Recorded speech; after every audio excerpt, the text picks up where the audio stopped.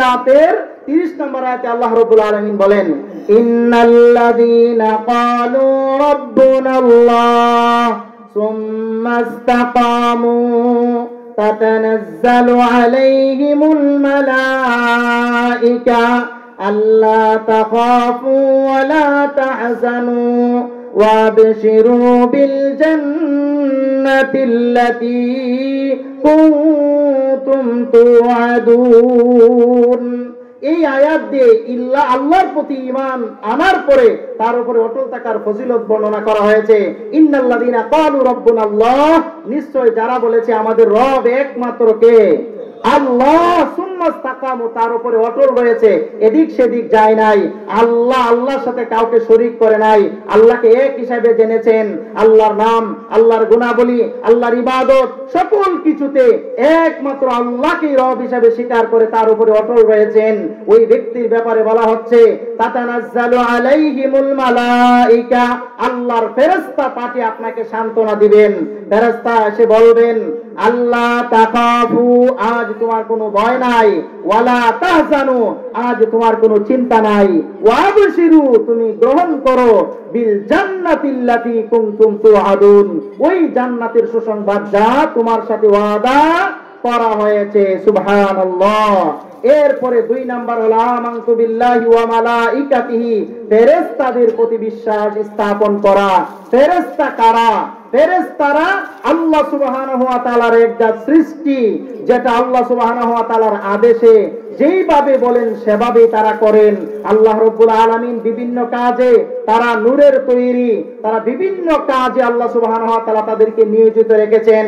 আল্লাহর হুকুম যেটা যেভাবে বলেছেন তারা সেটা সেভাবে করার চেষ্টা করে, কখনো এদিক সেদিক করার চেষ্টা করে না। যদিও মানুষ এবং জিন উল্টা পাল্টা করে, ফেরেশতা কিন্তু আল্লাহর হুকুমের এক চুল পরিমাণ এদিক সেদিক যায় না। যেমন সূরাতুত তাহরিমের 6 নম্বর আয়াতে আল্লাহ রাব্বুল আলামিন বলেন, ইয়া আইয়ুহাল্লাযীনা আমানু কু আনফুসাকুম ওয়া আহলিকুম নারা, ইয়া আইয়ুহাল্লাযীনা আমানু, হে ঈমানদারগণ, উ আনফুসাকুম, তোমরা নিজেদেরকে জাহান্নামের আগুন থেকে বাঁচাও, ওয়া আহলিকুম নারা, এবং পরিবার পরিজনকে জাহান্নামের আগুন থেকে বাঁচাও। এরপরে আল্লাহ বলতেছেন, আলাইহা মালাইকাতুন গিলাযুন শিদাদুন লা ইয়াসুনাল্লাহা মা আমারাহুম।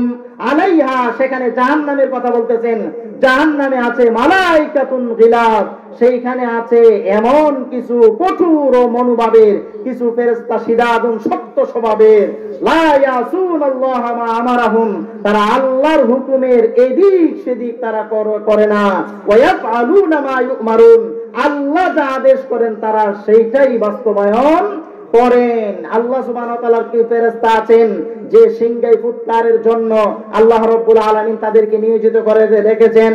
ইয়াউমা ইউনফাখু ফিস-সূর ফাতাতুনা আফওয়াজা ওয়া ফুতিহাতিস সামাউ ফাকানাত আবওয়াবা, যেদিন আসমানগুলা দরজা দরজা হয়ে যাবে, যেদিন আল্লাহ সুবহানাহু ওয়া তাআলা নির্দেশ দিবেন ফেরেশতাকে সিংহাই ফুৎকারের জন্য, ফেরেশতা সিংহাই ফুৎকার দিলে পৃথিবীর অবস্থা কেমন হবে আল্লাহ রাব্বুল আলামিন জিলজালে বলে দিয়েছেন, ইযা যুলজিলাতিল আরদু জিলজালাহা ওয়া খরাজাতিল আরদু আসকালাহা ওয়া ক্বালাল ইনসানু মা লাহা, ইযা যুলজিলাতিল আরদু জিলজালাহা, সেদিন পৃথিবীর অবস্থা এমন হবে, আই জালজালাতাশ শাইউন আযীম, মা গর্জনে কেঁপে উঠবে সারা পৃথিবী, এই পৃথিবীতে দাঁড়িয়ে থাকার মতো অবস্থা হবে না। ওয়া খরাজাতিল আরদু আসকালাহা, জমিন তার ভূগর্ভের ভিতরে যা কিছু আছে সব কিছু বের করে দিবে। মানুষ তখন বলতে থাকবেন, ওয়া ক্বালাল ইনসানু মা লাহা, সেদিন মানুষ বলবেন, হে জমিন আজ তোমার কি হয়েছে, আজ তুমি এইভাবে কম্পন করছো কেন? আল্লাহু আকবার। চিন্তা করে দেখুন, এই যে জমিন সেদিন কেঁপে উঠবে ফেরেশতার এই আপনার সিংহার ফুৎকারের কারণে।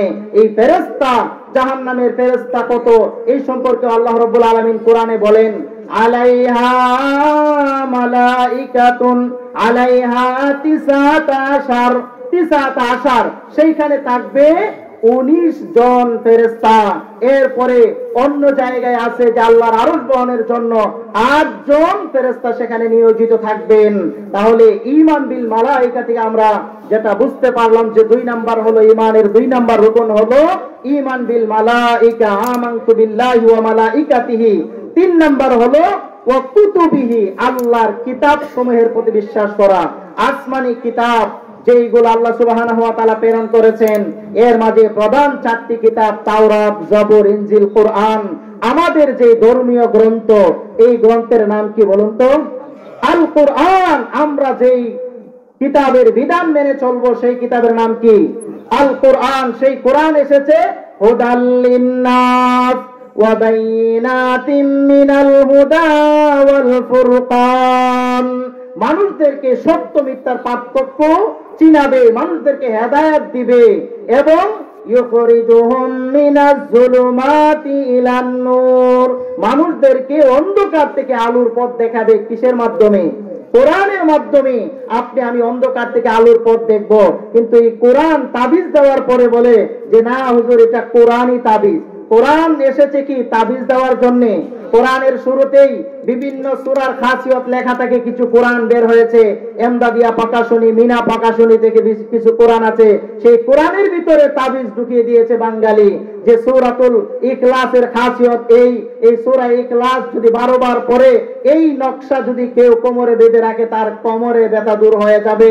কেউ যদি কাউকে পাগল করতে চায় তাহলে সূরা ইউসুফ পড়ে, সূরা ইউসুফের এই নকশা যদি গাছের মাঝে ঝুলিয়ে রাখে, বাতাসে যতক্ষণ নড়বে ততক্ষণ পর্যন্ত ওই ব্যক্তির জন্য তার প্রেমিকা পাগল হয়ে ছুটে আসবে। এই কথা শুনে যুবক মনে করছে আমি এই মেয়েকে পছন্দ করেছি, এখন তো তাকে এই তাকবীর করতে হবে। হুজুর কত টাকা লাগবে? বলে হুজুর বলে 501 টাকা, মানে বেজুর সংখ্যা বলে, যাতে আপনি বিশ্বাস করেন এটা হুজুরের পলিসি। এই জন্য ঈমান আনতে হবে আল্লাহর কিতাব সমূহের প্রতি, আল্লাহর কিতাবের প্রতি ঈমান আনতে হবে, কিতাবের অনুযায়ী আমল করতে হবে, কোরআন পড়তে হবে, কোরআন বুঝতে হবে, কোরআন অনুযায়ী আমল করার চেষ্টা করতে হবে। আল্লাহ আমাদেরকে তৌফিক দান করুন, আল্লাহুম্মা আমিন। 4 নাম্বার হলো যে ওয়া রুসুলিহি, আল্লাহর রাসূলগণের প্রতি ঈমান আনতে হবে। আল্লাহ সুবহানাহু ওয়া তাআলা এই পৃথিবীতে যত নবী রাসূলগণ প্রেরণ করেছেন, প্রত্যেক নবীর সেই উদ্দেশ্য ছিল দ্বীন ইসলাম, আল্লাহর দিকে মানুষদেরকে আহ্বান করা। সূরা আরাফের 59 নম্বর আয়াত থেকে নিয়ে 80 নম্বর আয়াত পর্যন্ত আল্লাহ রাব্বুল আলামিন বিভিন্ন নবীদের কথা বলেছেন। নূহ আলাইহিস সালাতু ওয়াস সালামের কথা বলে উল্লেখ করে বলেন, ক্বালা ইয়া কওমি ইবুদুল্লাহ মা লাকুম মিন ইলাহিন গায়রু। ক্বালা ইয়া কওমি ইবুদুল্লাহ, হে কওম আল্লাহর ইবাদত করো, মা লাকুম মিন ইলাহিন গায়রু, তিনি ছাড়া কোনো ইলাহ নেই। ওয়া ইলা আদিন আকাহুম হুদান, আদ জাতির কাছে আল্লাহ রাব্বুল আলামিন হুদ আলাইহিস সালাতু ওয়াস সালামকে প্রেরণ করে তিনি বললেন, ক্বালা ইয়া কওমি ইবুদুল্লাহ মা লাকুম মিন ইলাহিন গায়রু, হে কওম আল্লাহর ইবাদত করো, তিনি ছাড়া কোনো ইলাহ নেই। তারপরে ওয়া ইলা মাদিয়ান আকাহুম শুআইবান, মাদিয়ান জাতির নিকট আল্লাহ রাব্বুল আলামিন শুআইব আলাইহিস সালাতু ওয়াস সালামকে প্রেরণ করে একই কথা বলেছেন। ওয়া ইলা সামুদ আকাহুম সালিহান, সামুদ জাতির নিকট আল্লাহ রাব্বুল আলামিন সালেহ আলাইহিস সালাতু ওয়াস সালামকে প্রেরণ করে এই দাওয়াত দিয়েছেন, ক্বালা ইয়া কওমি ইবুদুল্লাহ মা লাকুম মিন ইলাহিন গায়রু, হে কওম আল্লাহর দিকে ফিরে আসো, আল্লাহ ছাড়া কোনো ইলাহ নেই। সূরা নাহলের 36 নম্বর আয়াতে আল্লাহ রাব্বুল আলামিন বলেন, ওয়ালাকাদ বাসনা ফি কুল্লি উম্মাতির রাসূলা আন ইয়াবুদুল্লাহ ওয়াজতানিবুত তাগুত, আন ইয়াবুদুল্লাহ ওয়াজতানিবুত তাগুত, আল্লাহর ইবাদত করো এবং তাগুতকে তোমরা কি করো? বর্জন করো। তাহলে সকল নবী রাসূলগণের দাওয়াত ছিল, সকল নবী রাসূলের সর্বশেষ এবং সর্বশ্রেষ্ঠ রাসূলের নাম কি বলুন তো? মুহাম্মদ সাল্লাল্লাহু আলাইহি ওয়াসাল্লাম। আপনি আমার জীবনের সর্বোত্তম আদর্শ, সর্বক্ষেত্রে তার আদর্শ আমরা মেনে চলতে হবে, মুহাম্মদ সাল্লাল্লাহু আলাইহি ওয়াসাল্লামের আদর্শ মেনে চলতে হবে। ইবাদত কবুলের 2টি শর্তের মাঝে একটা শর্ত হলো মুতাবাআতুর রাসূল, রাসূল সাল্লাল্লাহু আলাইহি ওয়াসাল্লামের অনুসরণ।